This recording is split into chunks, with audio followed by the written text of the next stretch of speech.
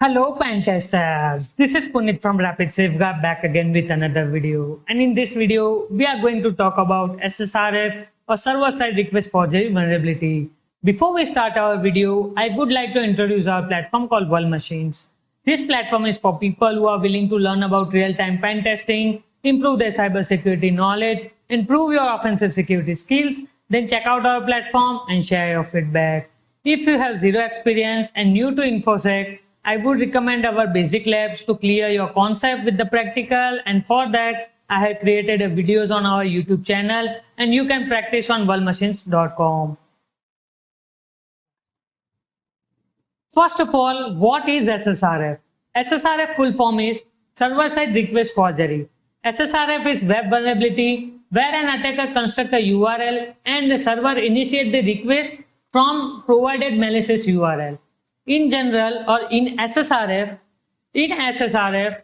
the server provides the functionality of obtaining data from the another server application, and it does not filter and restrict the target address, such as load a web page or JS file from the specific URL address, load a picture from the specific URL address, download pictures, load a video from this particular or specific URL address, and many more. Generally, the target of SSRF access to internal system, it can be accessed from the external network. Because it is initiated by the server, it can request an internal system and isolated from the external network. So using SSRF, attacker try to access internal system and services. Let's understand SSRF with an example.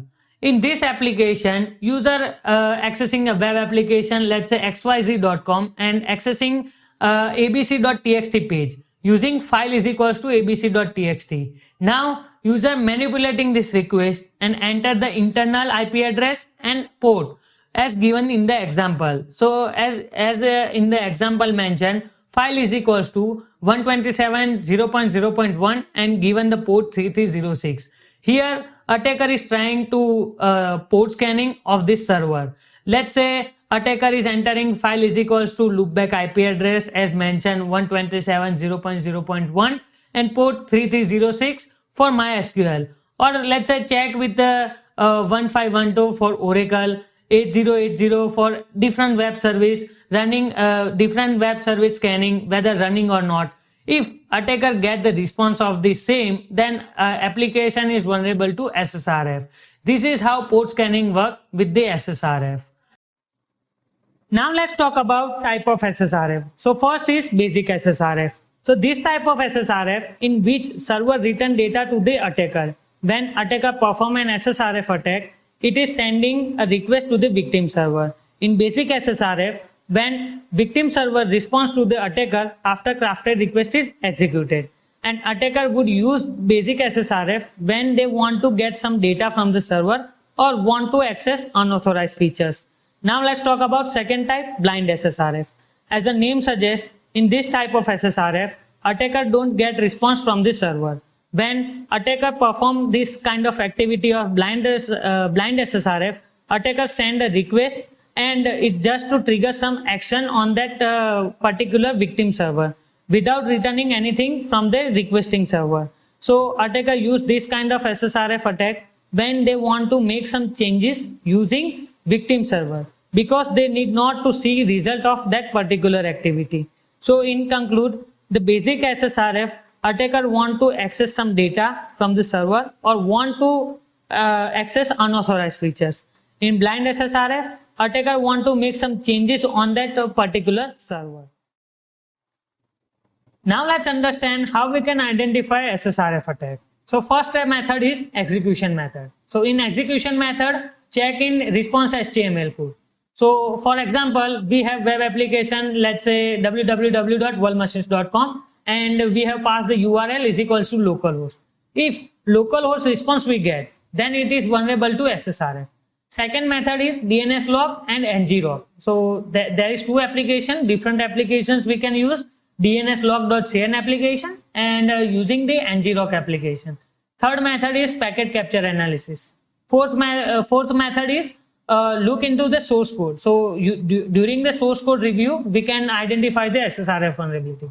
Fifth is that there are a lot of different tools like Bub Collaborator and many different GitHub tools we can use to identify the SSRF vulnerability. In the blind SSRF, as the name suggests, you may or may not get the response from the above applications.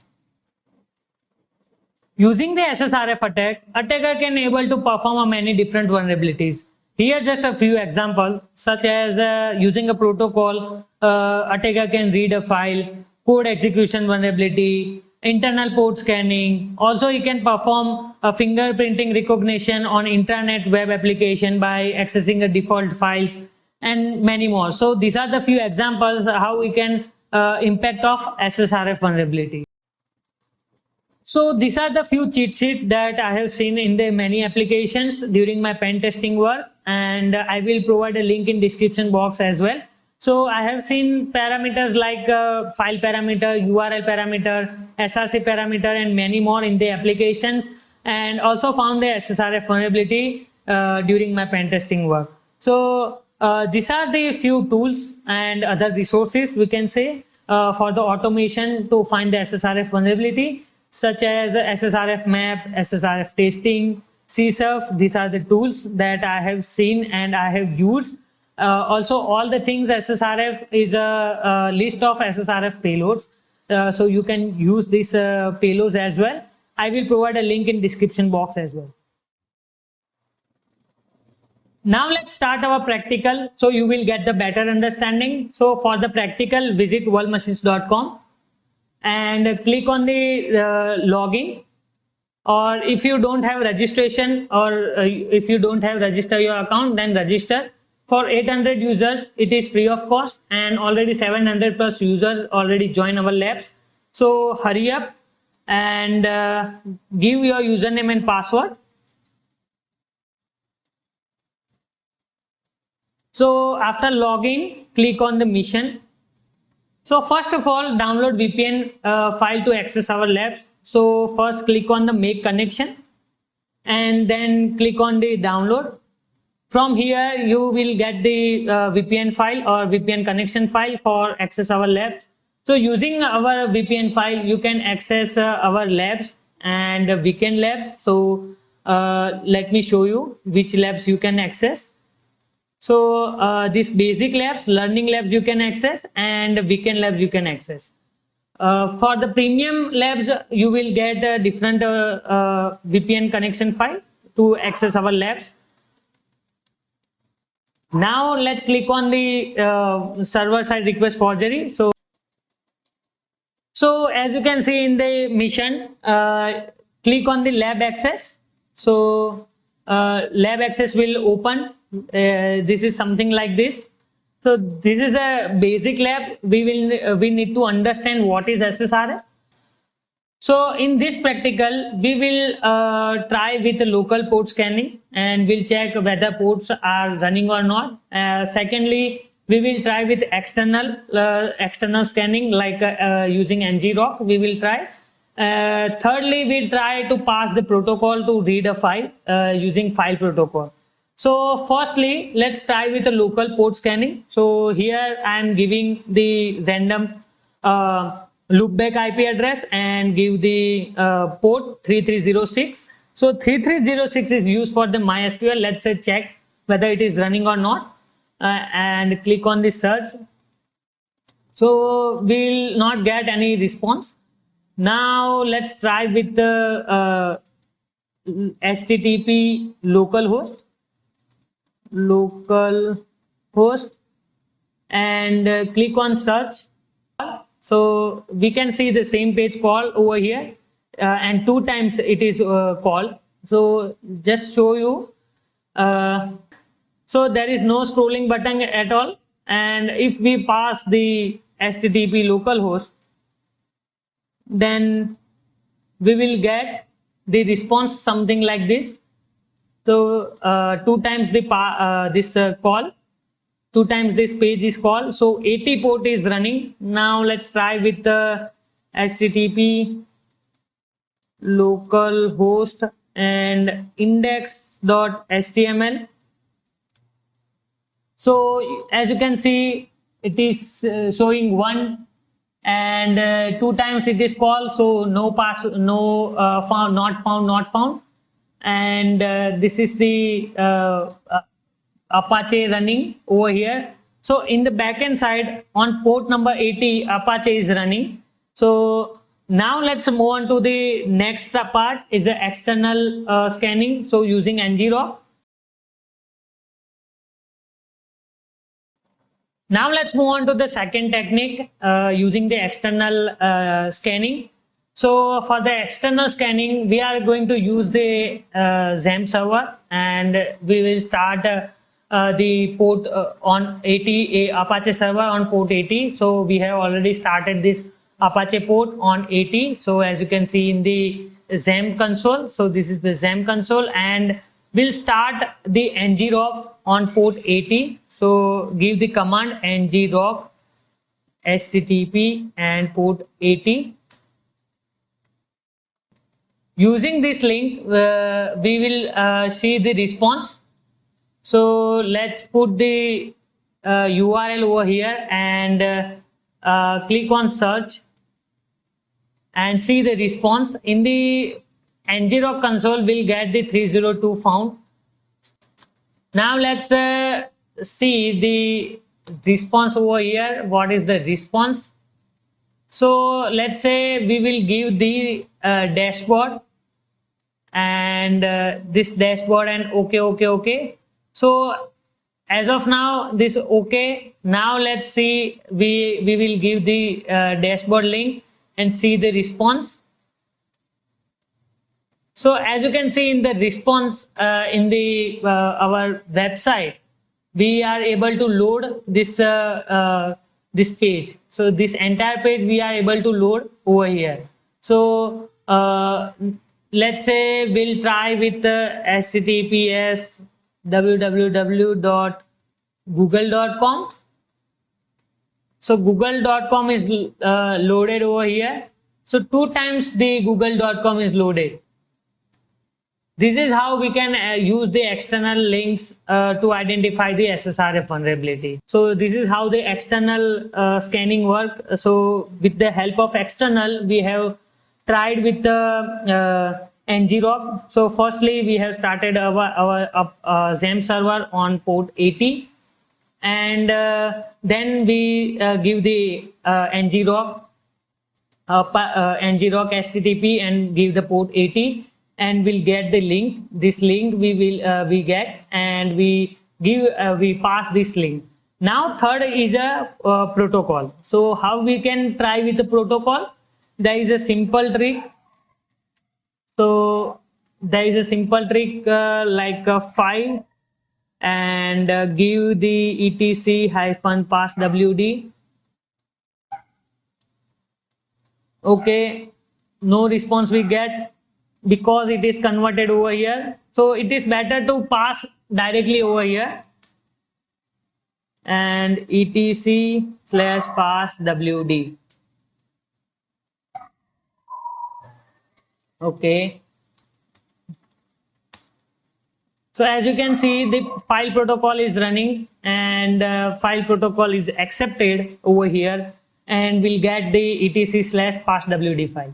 So using this SSRF vulnerability, we can scan, external scan, upload a file, reverse shell, and many different vulnerabilities. So as of now, we have see the 3 things.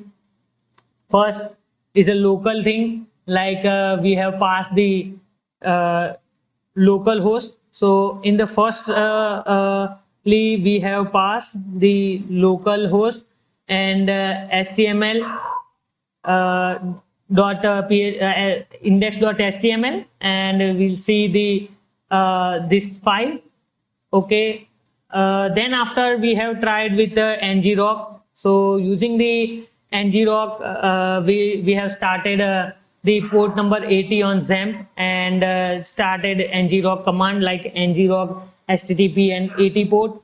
So we'll get the this link, and we have given this link over here, and give the dashboard and slash. So we'll get the Apache dashboard file. And after that, we have tried with the protocol, file protocol. So for the file protocol, we have given 3 times etc/passwd, and we get the response. So this is all about the SSRF vulnerability.